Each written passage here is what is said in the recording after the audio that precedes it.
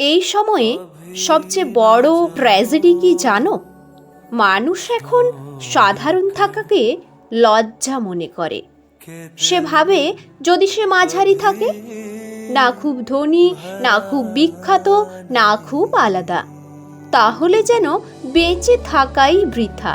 ছোট একটা চাকরি, সাদামাটা সংসার, সন্ধেবেলায় প্রেমিকার জন্য অপেক্ষা কিংবা প্রেমিকের জন্য অপেক্ষা, একটা সাধারণ গিফট, এসব নাকি গল্প নয়, গৌরব নয়, সাফল্য নয়। সাধারণ মানুষের হাসি এখন পোস্ট হয় না, তার গল্প কেউ লেখে না, কিন্তু সেই সাধারণ মানুষই প্রতিদিন এই পৃথিবীটাকে আগলে রাখে, নীরবে, নিঃশব্দে, আত্মত্যাগী।